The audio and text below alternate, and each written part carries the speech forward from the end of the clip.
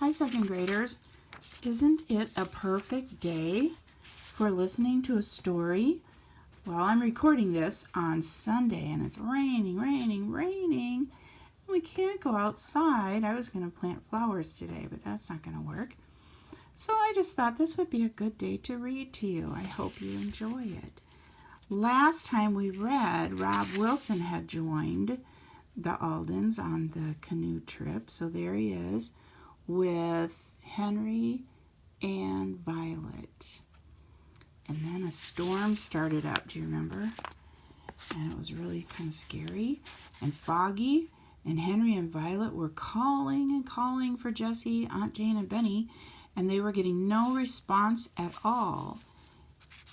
Aunt Jane's canoe had vanished. Very scary spot to stop, so I'm glad we can start again and find out what's going on. Chapter 7 is called Angela Comes Back. When the fog blew in, Aunt Jane and Jessie decided to paddle ashore. Whew, close call. They thought Henry's canoe was right behind them, but it wasn't. Jessie and Benny called very loudly to let Henry and Violet know where they were, but their voices were carried away by the wind, and there was no response. It was hard to see where the shore was. Very slowly, Aunt Jane and Jessie were able to steer themselves to the nearest bank. As they pulled the canoe out of the water, the wind grew stronger. The waves became larger and splattered over the edge of the canoe. "We got out of the water just in time," Jessie said. She tied the canoe's rope around the trunk of a tree and brushed her wet hair out of her eyes. Then she quickly rummaged through the backpacks for the rain jackets. She handed Benny the bright red one. Hers was her favorite color, a rich royal blue. Oh, that's my favorite too. It made her feel better just to put it on. "I certainly hope the others are all right," Aunt Jane said. She looked very worried as she pulled on her pale green rain jacket. "I thought they were right behind us," Jessie said. She looked toward the lake but could only see a few feet in front of her. "Henry is an experienced canoeist. I'm sure he'll steer them safely ashore." Aunt Jane sounded as if she was trying to convince herself. "And Rob Wilson is with them. He'll know what to do," Jessie pointed out. The fog grew thicker and thicker. Soon, Jessie could barely see her hands when she held them in front of her. She huddled near Benny and Aunt Jane under the pine trees. "It's lucky there's no thunder or lightning," Aunt Jane commented. "That's good," Benny said. He held out his hand to Jessie. When he realized she couldn't see it, he tapped her arm. Jessie grabbed his hand and squeezed it. "Don't worry, Benny. We'll be all right. It's not a bad storm." "No, but it's very bad fog." Aunt Jane groped in front of her until she found Jessie's arm. She gave it a gentle pat. Above them, the pine and oak trees swayed in the wind. The water came farther and farther up onto the shore. It swirled around the canoe and gently rocked it from side to side. Aunt Jane suggested that they move up the bank. "You know, Henry and Violet probably paddled ashore too." I'm going to say that differently. "You know, Henry and Violet probably paddled ashore too. We just can't see them from where we are," Benny said. "I hope so," Jessie replied. Half an hour later, the fog began to lift a little. Aunt Jane and the Aldens were surprised to see another canoe tied up not far from theirs. "I bet that's Henry's canoe," Benny shouted, running toward it. "I don't think so," Jessie said. "That's a wooden canoe. Henry's is made of aluminum," Aunt Jane pointed out.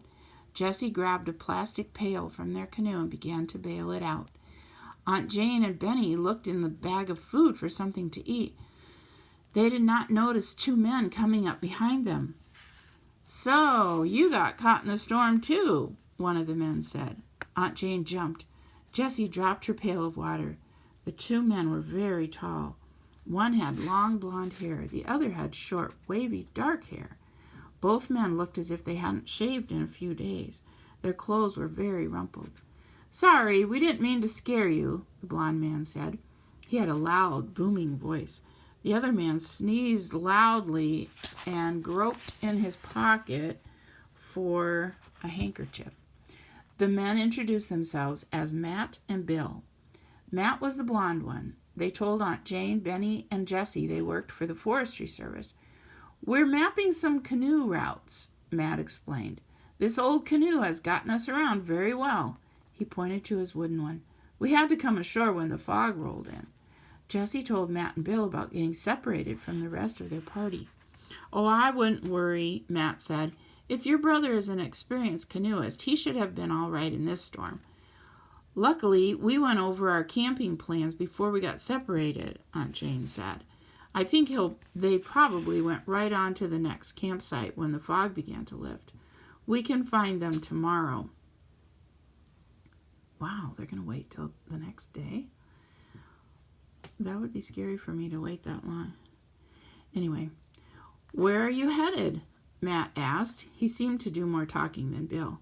"Down Catfish Lake toward White Pine," Aunt Jane answered. "Have you run into many people on these trails?" Matt asked. "No, not too many," Aunt Jane said. Matt asked several more questions, but Aunt Jane's answers were brief. She gave Jessie and Benny a warning look. With all the odd things that had been happening, they had agreed not to give strangers too much information. "But they're forest rangers," Jessie whispered when the two men had gone. After inviting the others to join them for dinner, Matt and Bill had left to get some food from their tent. "Yes, I know," Aunt Jane said, "but they asked a lot of questions. I don't see why they wanted to know so much about us." "They were very curious," Jessie admitted.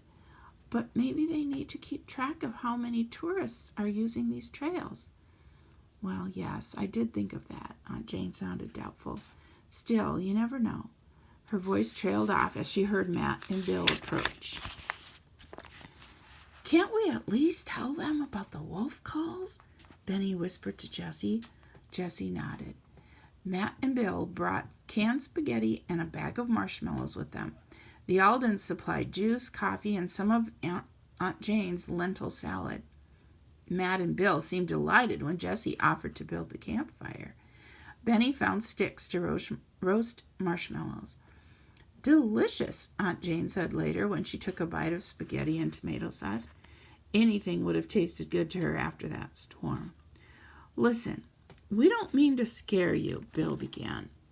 He toyed with his spaghetti. Do you know what that means? He kind of played with it, or probably just spun his fork in it. You know how you do sometimes. "But we were wondering if anything unusual had happened to you on your trip so far," Bill continued. We thought we heard a wolf," Benny said. He told the two forest rangers all about their first night on the trail, but he did not mention the riddle. Jessie, after a nod from Aunt Jane, told them about meeting Lorenzo Espinosa and Rob Wilson, and about the warnings they had received. Matt and Bill listened closely. "I'm glad you're telling us all this," Matt said. He stirred his coffee and cleared his throat. "You haven't met a woman on this trail, a well-dressed woman with long blonde hair?" Aunt Jane, Jessie, and Benny all looked at one another. "No, not on the trail," Jessie answered. "But that does sound like someone we saw in the store where we rented our canoes." I don't think this woman would be renting a canoe," Matt said. He reached for a stick and started toasting a marshmallow over the coals. "Oh, she wasn't renting. She wanted a map," Jessie explained. Matt and Bill looked at one another and did not ask any more questions. Benny put a fresh marshmallow on his stick and went to sit by Matt. You should try to say fresh marshmallow 3 times really fast. Try it. Fresh marshmallow, fresh marshmallow. "You know, I've never met a forest ranger before," he told Matt. "How come you aren't in a uniform?" That's a good question, isn't it? Matt turned and smiled at Benny. "Oh, we don't wear them this early in the season. We'll wear them when more tourists start coming." "What color are your uniforms?" Benny asked. Green, Matt answered abruptly. Brown, Bill said at the same time. Uh-oh. Then Bill laughed, but he sounded nervous. It depends on the season, he explained. Oh, look, my marshmallow's burning, Matt yelled. He blew on the stick until the flame went out. As he pulled the burnt, gooey marshmallow off his stick, it stuck to his fingers. Ouch, he yelled. It's burning me. He got up and waved his hand up and down. Jessie rushed to get the first aid kit. You should probably put your hand in cold water right away, Aunt Jane suggested kindly. She pointed to the lake. After Matt had soaked his finger in the lake, Jessie found ointment and a gauze bandage to put on the burn. There, she said. Okay, now, to me, there are 2 clues now that these guys aren't rangers. First of all, they both said a different color for the uniforms at the same time, right? And then, when Matt burned his finger, what did he do?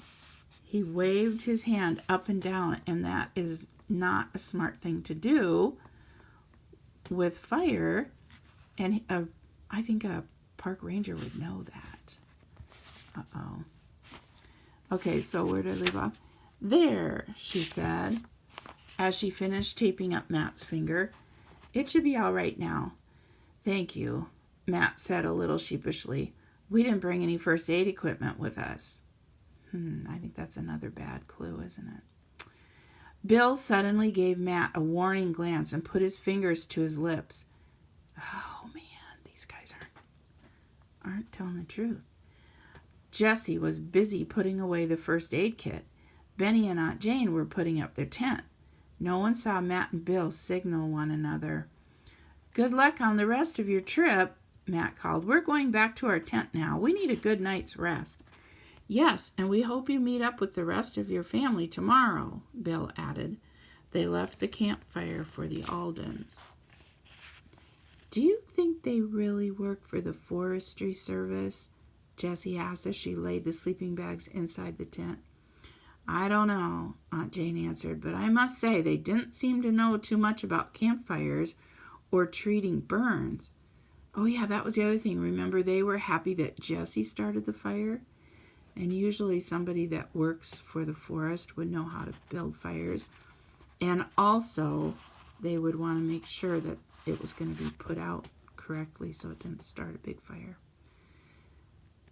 They may just have been tired from the storm, Jessie said. She rummaged in her backpack for her red wool socks. It got much colder in the evenings. Maybe, Aunt Jane sounded doubtful, but I had a funny feeling about them. They didn't seem as if they were used to the outdoors. You mean they may not really be forest rangers? Benny sounded disappointed. He was busy unrolling his sleeping bag. They might be, Aunt Jane said, but I'm not sure. She yawned and got into her sleeping bag. She was already sound asleep when Jessie tucked Benny into his. In the middle of the night, Jessie stirred and was soon wide awake. She heard something rustling outside. What if it's a bear? She thought to herself. Or maybe it's a raccoon. That thought was much more comforting. Suddenly, she saw a very bright light shining outside.